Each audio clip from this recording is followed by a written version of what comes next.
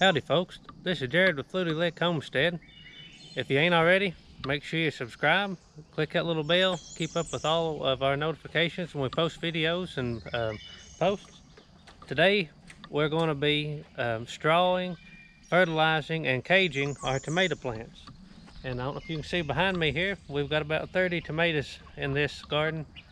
And we're going to be taking an old bale of straw and going to mulch in between all the tomatoes, going to fertilize them and put our big basket cages on them, so then they'll be ready to go for the year. And then we'll fertilize them a little more through the summer, but this will be their first good fertilizing. Okay, here's our tomatoes. This row here is the celebrity tomatoes, and these are starting to bloom. They're about almost 2 feet tall. I'd say this one's a good 18-20 inches, and they're really nice healthy plants. And I've hoed them out a couple times and kept the weeds out. So what I'm going to do right now is I'm going to go through, and there's just a few little weeds here and there. I'm going to knock them out, and I'm going to take and put a little fertilizer beside each plant, and then we're going to straw these and put our cages on them. And I'll show you our cages in just a moment. And if you haven't seen it already, I've got a video, which I'll post right here, of our tomato cages and how I make them. They work really, really good. You can see how beautiful these plants are. Really nice plants. But if I don't get them caged, first wind or rain, they're going to fall over. So we're going to try to get them all caged up this evening. I got about 45 minutes before it gets dark. So if I can at least get one row done tonight, I'll be happy. So I'm going to set my camera up, and we're going to get busy here. Okay, what we're going to use today is this organic tomato tone fertilizer. And I'm going to be taking a hoe, just regular hoe. This is a grubbing hoe. And I'm going to take and dig me a little hole about 6 inches from my tomato plant. Put a little handful in, cover him up. And I'm going to do this to every one of them. And this says here to do this, I think, once a month or once every 2 months. Let's see. Establish plants 14 days after planting. Feed twice each month during the growing season. And then if you're doing a row, this says apply a cup per 5 feet. Or for a single plant, 3 tablespoons around the plant. So that's what I'll put, about 3 good tablespoons, and I'll put it around it. So we're going to get the hoeing, and then we're going to mulch these plants.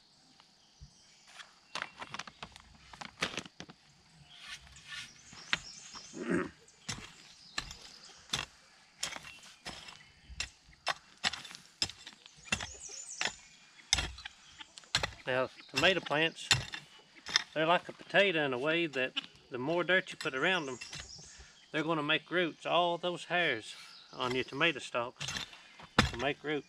So I put up a good amount of dirt around my tomato plants. Buddy, this big heavy grubbing hoe is really good for healing stuff and bringing dirt up to it.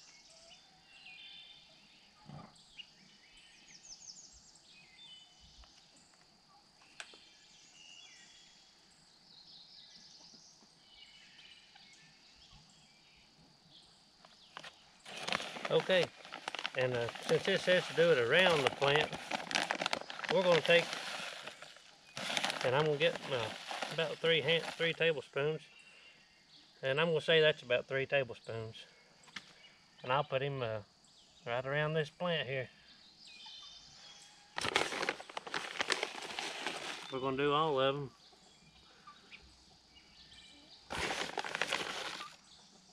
And this has in it, let's see here, feather meal, poultry manure, bone meal, alfalfa meal, green sand, sulfate of potash, and sulfate of potash magnesia. And it's supposed to have, let's see, nitrogen, 3%, ammonical nitrogen, 0.2, let's see, it's got phosphate, potash, calcium, magnesium, and sulfur. So all good stuff for tomatoes. So we're going to put this around all our plants here. I've never used this, but I thought I'd give it a try this year. And our ground is pretty good already, because I've added a lot of old chicken manure and horse manure and cow manure.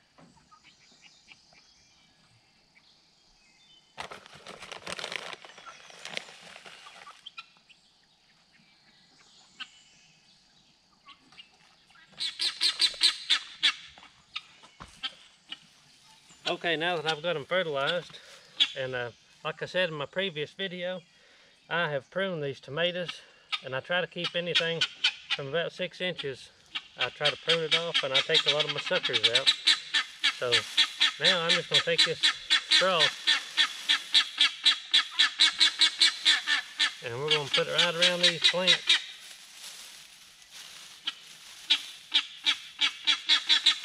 And you can use old hay, but the only thing with hay is you don't want to, if it's got seed heads, you know, it'll come up.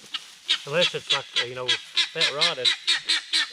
I've got some that's pretty rotten, and I think it would work well. Those guineas want to squall every time I make a video.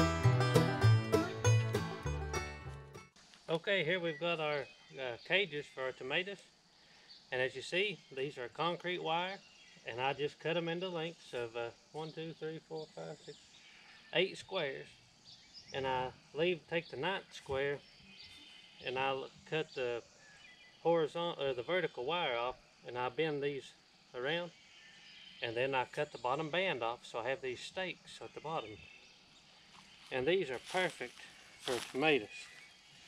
And I just take and don't want to crush my plant. I get him where I want him, and then I push him down. And now she's ready.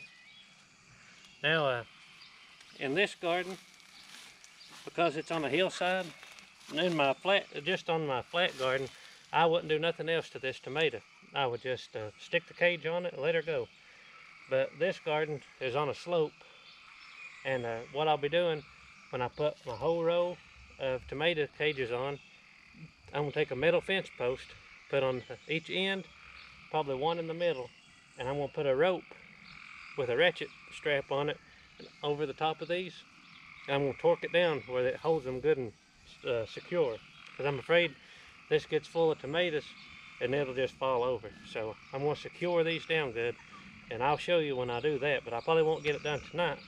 But this will at least keep the small plants from toppling over.